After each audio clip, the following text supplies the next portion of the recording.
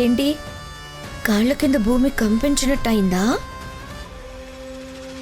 ఈరోజు మీ ఇంటికి వెళ్తాను అన్న ఆశ చచ్చిపోయిందా? అసలు ఎందుకు ఇలా ప్రవర్తిస్తున్నావని అనుమానంగా ఉంది. ఎంత ధైర్యమే నీకు? నా ఇంట్లో నాకే వార్నింగ్ ఇస్తావా? మా మమ్మీకి నా గురించి చెప్తానంటావా? నీ ఇష్టం వచ్చినట్టు నువ్వు మాట్లాడుతూ ఉంటే చూస్తూ ఊరుకోవడానికి నేనేమైనా చేతకాని మనిషిని అనుకున్నావా? బొబ్బిలి వారసురాల్ని. నాతో పెట్టుకుంటే మీ బతుకులు ఇలా తలకిందులు అయిపోతాయని జస్ట్ సింబాలిక్గా చెప్పాను అంతే.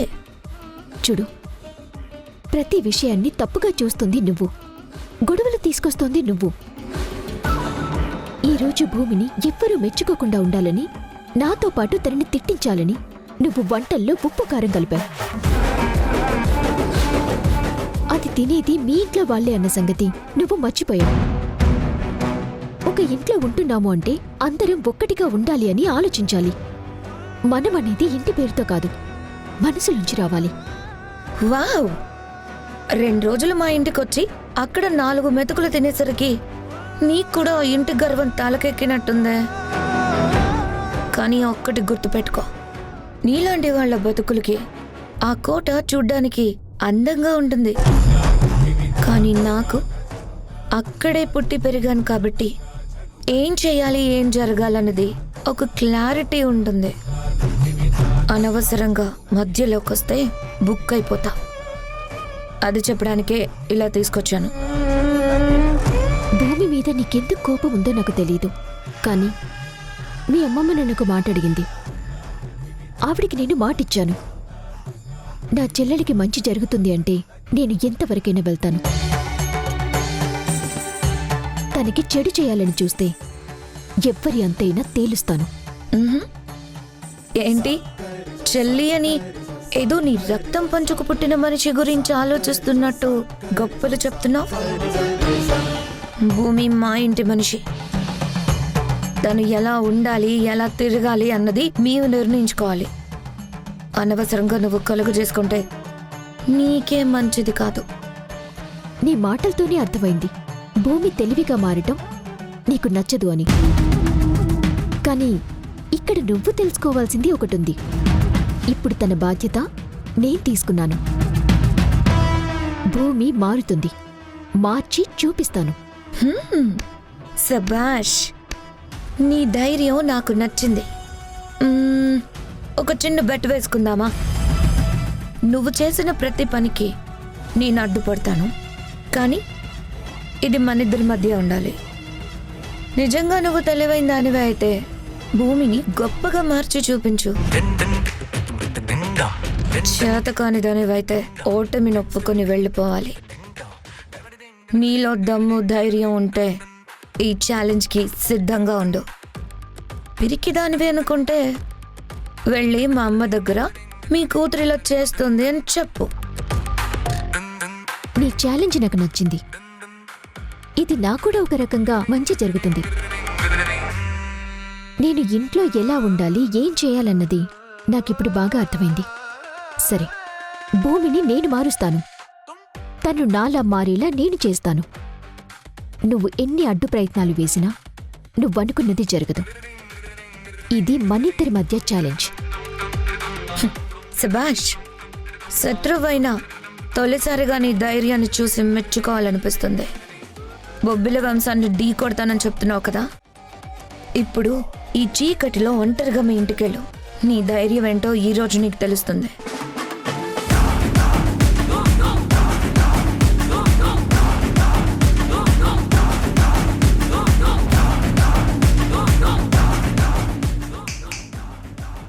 అదే ధైర్యం రేపు పొద్దున్న వరకు మిగిలి ఉంటే పొద్దున్నే మా ఇంటికి రా.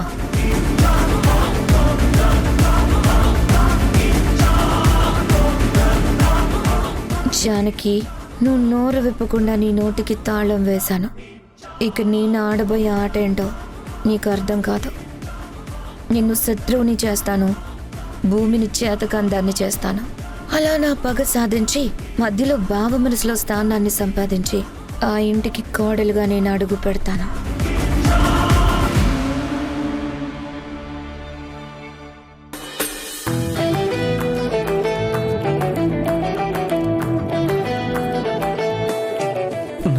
చెప్పాలని ప్రయత్నిస్తున్న ప్రతిసారి ఏదో ఒక సమస్య అడ్డుపడుతుంది. పైగా భయంతో వణికిపోయే భూమి వల్లే నా మనసులో ఉన్న ప్రేమని నేను మనసారా ప్రేమిస్తున్నానని కుముదకి చెప్పలేకపోతున్నాను. ఇలా నా ప్రేమ మనసులో పెరిగి పెరిగి ఒక అడవిలాగా మారిపోయి అందులో నేను బాటసారిగా మిగిలిపోతానా?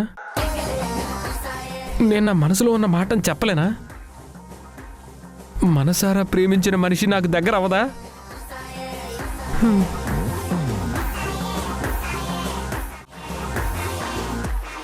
రేయ్, ఆస్తులన్నీ కోల్పోయిన బిజినెస్ మ్యాన్లు అలా కూర్చున్నావేంట్రా? అంతేరా, ఊహల్లో ఉన్న సుందరిని ఊహా సుందరం అనుకుని ఊహలో బ్రతుకుతున్నా నీకు నేను ఇలా ఎందుకు కూర్చున్నానో ఏం తెలుస్తుంది? నేను నా ఊహాసుందరిని కలుసుకోవాలనుకున్నది తను నాకెందుకు కనిపిస్తోంది?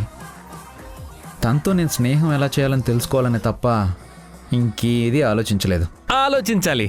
వయసులో ఉన్న కుర్రాడు ఆలోచిస్తూనే ఉండాలి. పువ్వు అందంగా పూస్తుంది ఎందుకు? అది జడలో ఉంటేనే దానికి అందం గనుక. అంతేగాని ఏ సమాధం మీద ఉంచామో అనుకో మాడి మస్ అయిపోతుంది. ఇప్పుడు ఈ సోదంతా నాకెందుకు చెప్తున్నావురా? నేను అనుకుంది ఎలాగో చెప్పలేకపోతున్నాను. కనీసం నువ్వు అడిగిన దానికి సమాధానం చెప్తుంటే ఎందుకు చెప్తున్నావు అంటావు. అసలు నా గురించి ఆలోచించేవాళ్లే లేరా? నా బాధ వినేవాళ్లే లేరా? ఇంట్లో అందరి గురించి ఆలోచించాలి. అందరికీ ఇష్టమైంది నేనే ఇవ్వాలి అని. బావకి వాటర్ మిలన్ అంటే ఎంతో ఇష్టం. తనకి నేను ఈ వాటర్ మిలన్ ఇవ్వాలి. అప్పుడు బావ నన్ను మెచ్చుకుంటాడు. నువ్వేం చెప్పాలనుకుంటున్నావు స్ట్రైట్గా చెప్పు. లేదంటే ఇలా ఇంటి ఎదురుగా కూర్చోకుండా ఆ మూలకెళ్ళి కూర్చోవాళ్ళు. నా మీద నీకు ప్రేమ ఉందనో? నేను చెప్పేదాని గురించి ఎందుకు కూడా ప్రేమ లేకుండా కడువుగా మాట్లాడుతున్నావు? సరే, నేనేమనుకుంటున్నానో ఒక ఎలివేషన్ ఇచ్చి చెప్తాను. అంత అవసరమారా? సింపుల్గా చెప్తే సరిపోదా? నార్మల్గా చెప్తే అందులో గొప్పే ఉంటుంది. రాజమౌళి సినిమా ఓపెనింగ్ రేంజ్లో ఒక ఎలివేషన్తో చెప్పాను అనుకో, చూసే వాళ్ళకి థ్రిల్లింగ్గా ఉంటుంది. చెప్పే నాకు మంచి ఫీల్ ఉంటుంది. వద్దన్నా వినవుగా, చెప్పు. ஒரு கண்ணு கண்டு ஜூம் பேக் வந்துட்டா.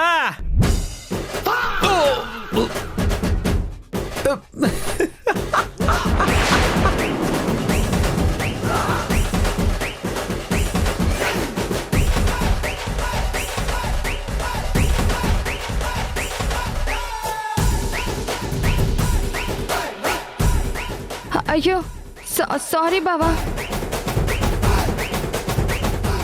భూమి, కింద జన్మలో నేను నీకు బద్ధశత్రువునై ఉంటాను.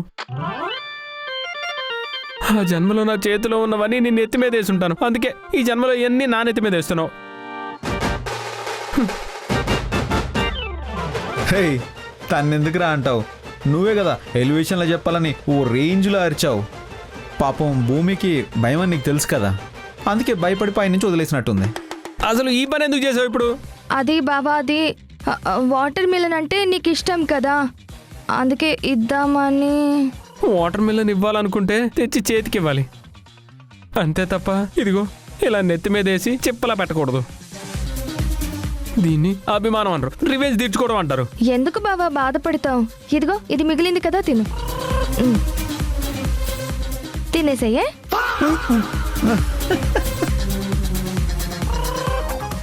ఎందుకురా నవ్వుతున్నావు? బాగుందిరా, నువ్వేమో చెప్ప పట్టుకున్నావు, భూమి వచ్చి ఎంత చక్కగా అందులో వేసిందో చూసావా? చూడడానికి చాలా అద్భుతంగా ఉందిరా. దాన్ని అద్భుతంగా ఉండడం అనరు. నేను అడుక్కునేవాడిని చెప్ప పట్టుకుంటే తన బొచ్చులో బెచ్చం వేసింది అనుకుంటారు. సారీ బావా. సరే, ఇప్పుడు చెప్పు, ఎందుకు అలా అరుస్తున్నావు?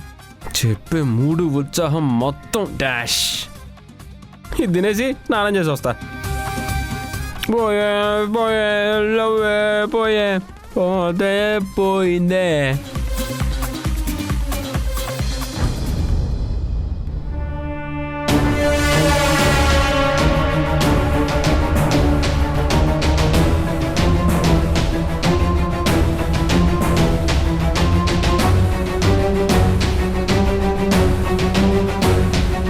శ్రీరామచంద్ర, నా కూతురు ఈ పాటికి ఇంటికి రావాలి, కానీ ఇంతవరకు రాలేదు. నాకు చాలా కంగారుగా ఉంది. నేను వెళ్ళి చూసొస్తాను.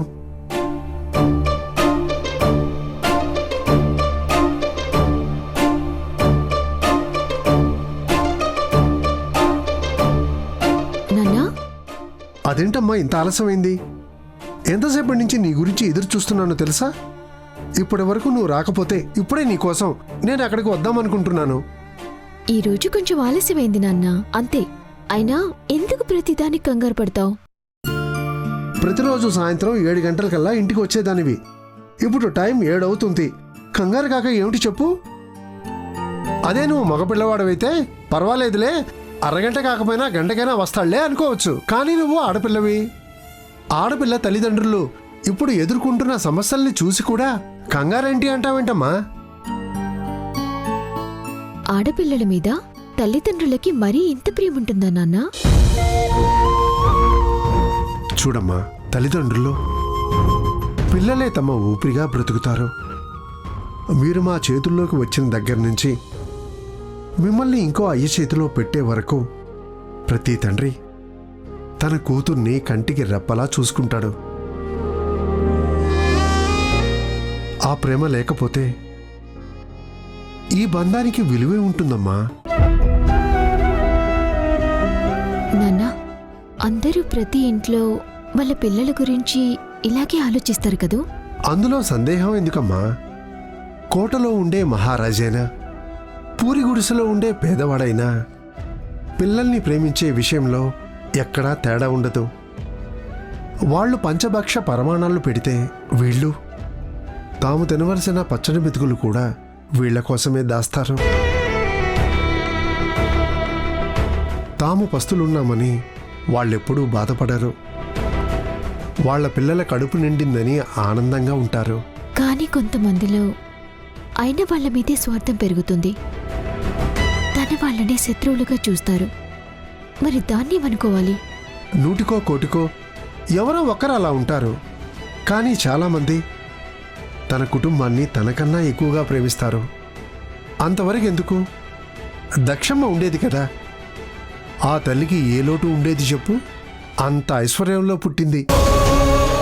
కాలు కింద పెట్టే అవసరమే లేని సంపదలో బ్రతకగలిగిన ఆ తల్లి మాత్రం ఎప్పుడూ అందరి కోసం ఆలోచించేది. ఎవరికైనా కష్టమంటే తను కన్నీళ్లు పెట్టుకునేది. అందుకే కదమ్మా మనుషుల్లో దేవతలా మారింది.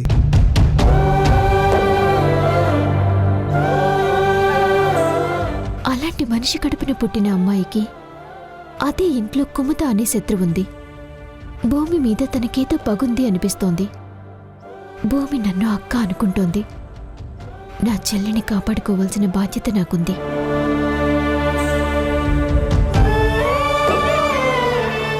జానకి, ఏంటమ్మా ఆలోచిస్తున్నావు? నువ్వు దక్షమ్మ గురించి చెప్పావు కదా, తనని ఎన్నేళ్లు గడిచిన తర్వాత కూడా ఆవిడ గురించి అందరూ గుర్తుపెట్టుకున్నారు అంటే ఆవిడ ఎంత గొప్పదో కదా. మరి ఆవిడ కూతురు కూడా అంతే గొప్పగా ఉండాలి. ఆ ఇంట్లో తన స్థానాన్ని అలాగే ఉంచాలి కదా నాన్న. అందులో సందేహం ఏముందమ్మా? దక్షమ్మ కూతురంటే ఆ తల్లికి ప్రతిరూపమే కదా. మరి ఈ భూమి కూడా ఎప్పుడూ ఆనందంగా ఉండాలి, అందర్నీ కలుపుకుంటూ ఉండాలి. అందులో ఎలాంటి సందేహం లేదు. ఇప్పటికే ఆలస్యమైంది, నేను వంట చేస్తానమ్మా. అయ్యో, నీకెందుకు నాన్న శ్రమ? నేనొచ్చాను కదా, నేను చేస్తానులే. పర్లేదమ్మా, నువ్వు కూర్చో, నేను 10 నిమిషాల్లో వంట చేస్తాను. ఇద్దరం కలిసి భోంచేద్దాం, సరేనా?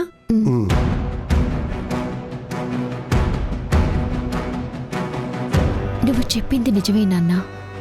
భూమికి ఆ ఇంట్లోనే తన స్థానాన్ని పరిచయం చేయాలి. కుముద చేస్తున్న ప్రతి ప్రయత్నాన్ని నేనే అడ్డుకోవాలి.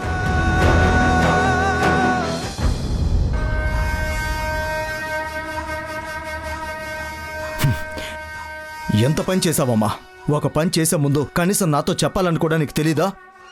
నువ్వింకా చిన్నపిల్లవే. ఎత్తులు పై ఎత్తులు ఎలా ఉంటాయో నువ్వింకా పూర్తిగా అర్థం చేసుకోలేదు. ఎందుకు డాడ్ ప్రతిదానికి ఇంత టెన్షన్ పడతావు?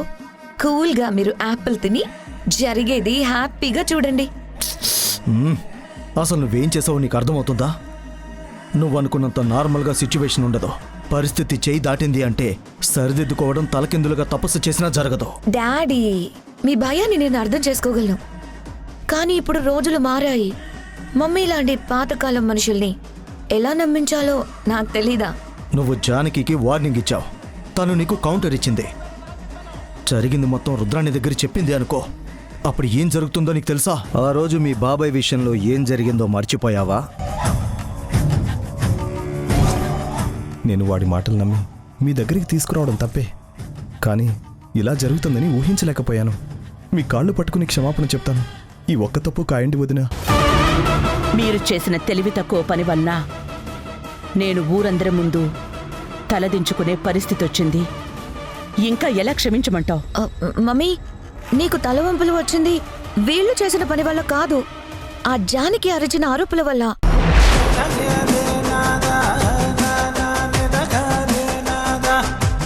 జానకి నిజాన్ని నిరూపించింది కాబట్టి తనని నేను మెచ్చుకున్నాను. ఒకవేళ తనది నటన అని తెలిసినా, నా తప్పు లేకుండానే నేను తప్పు చేశానని అందరి ముందు నిరూపించాలి అనుకుంటే మాత్రం నేను ఎవ్వరినీ వదిలిపెట్టను.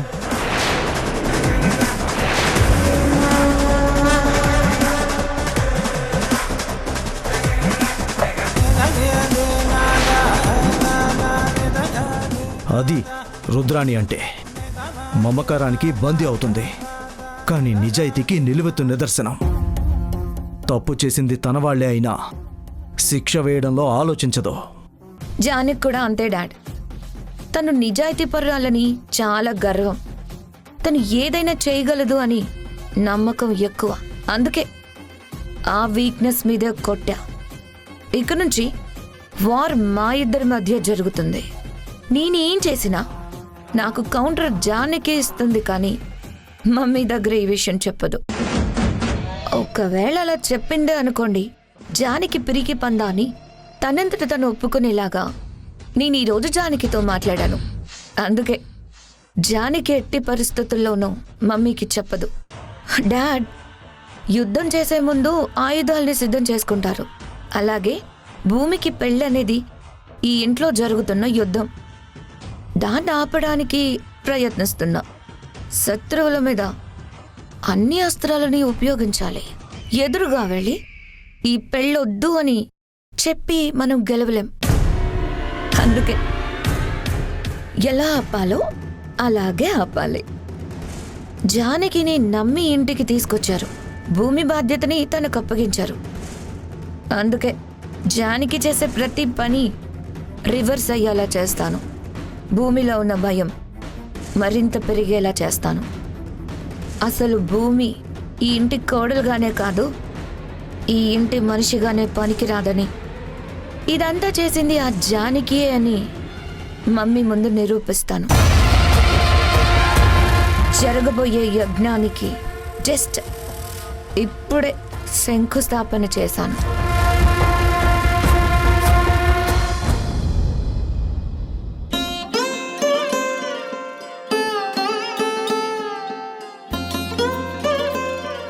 రే బుజ్జి, రే బుజ్జి, రే బుజ్జి, రే ఆగా. ఏంట్రా నువ్వు ఇంత పొద్దున్నే లేచావు? మామూలుగా మనకి 8 అయితే కానీ తెల్లారదుగా. రే నిన్నేరా మాట్లాడకుండా వెళ్తున్నావేంటి? కొంపతీసి నిద్రలో నడుస్తున్నావా? నాకేం అలాంటి అలవాట్లేదు. నాకంటూ ఎవరున్నారు? అందుకే ఒంటరిగా అలా నడుచుకుంటూ వెళ్ళిపోతున్నాను. రే రాత్రి విన్న పాత సినిమా చూసావా? అవును చూశాను. అందులో అందరూ వదిలేసిన హీరో అలా తూర్పు వైపుకు నడుచుకుంటూ వెళ్ళిపోతాడు. అందుకే నేను కూడా అలాగే వెళ్ళిపోతున్నాను. రే అలా హీరో చేస్తే జనాలు చూస్తారా? నీలాంటి వాడు చేస్తే వీడికి మాయరోగమని తిడతారు. అంటే ఏంటి? నేను హీరోని కాదనా? ఇప్పుడు నేను చిన్నవాన్నే కావచ్చు, రేపు పెద్దయ్యాక నేను కూడా హీరోని అవుతానేమో, ఎవరికి తెలుసు? అయినా నీతో నాకు మాటలేంటి, నేను వెళ్ళిపోతాను. రే పొద్దున్నే ఏమైందిరా ఇలా మాట్లాడుతున్నావు? మరి చేసిందంతా చేసి ఏం తెలియనట్టు మాట్లాడతావే? ఇప్పుడు అంత పని నేనేం చేశాను నువ్వు ఇంతలా అలగడానికి? ఎంతైనా మీరిద్దరూ ఒకటేలే, అందుకే కదా కలిసిపోయారు. నీకు ఫ్రెండ్స్ ఎక్కువైపోయారు. ఇంకీ బుజ్జిగాడితో పనేముంది? అందుకే నేను నా కొత్త ఫ్రెండ్స్ని వెతుక్కోవడానికి వెళ్తున్నాను. రే బుజ్జి, నువ్వు నా బుజ్జి తమ్ముడివిరా, నేను నిన్నెందుకు కాదనుకుంటాను? అయినా నీకలా చెప్పిన పనికి మళ్ళీ ఎదవాడు ఇంకెవరు? ఆ అభిరామ్. ఏంటి నీతో అలా చెప్పాడా? పదరా ఇప్పుడు అడుగుదాం దా. ఆ తను నాతో ఏం చెప్పలేదు. తన మాటల్లో నాకలా అర్థమైంది. ఇంతకీ ఏం చెప్పాడ్రా? నిన్న నేను సాయంత్రం ఇంటికొచ్చాను. అప్పుడు బాబాయ్ జానకి ఇంకా ఇంటికి రాలేదు అన్నాడు.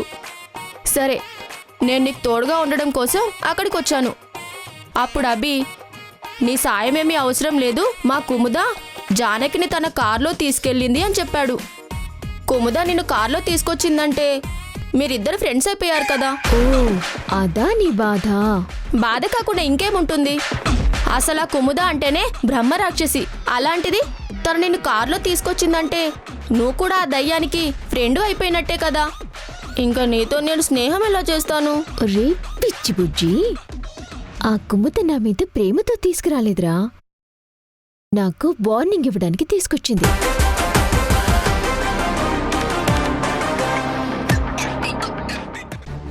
ఎస్.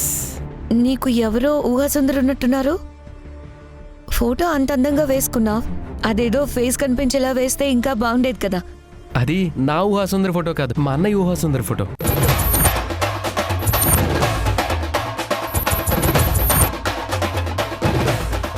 ఏంటి, భార్గవ్ బావకి ఊహాసుందరుందా? ఇంతవరకు ఎప్పుడు చెప్పలేదు. నీకు చెప్పాల్సిన అవసరం ఏముంది? కనీసం ఇంట్లోనైనా చెప్తాడు కదా. నీకు విషయం తెలుసా? ఆ అమ్మ ఇప్పుడు ఇక్కడే ఉండి ఈ ఊర్లోనే తిరుగుతోందని వాడికి భయంకరమైన అనుమానం. అందుకే ఆ అమ్మాయి గురించే వెతుకుతున్నాడు.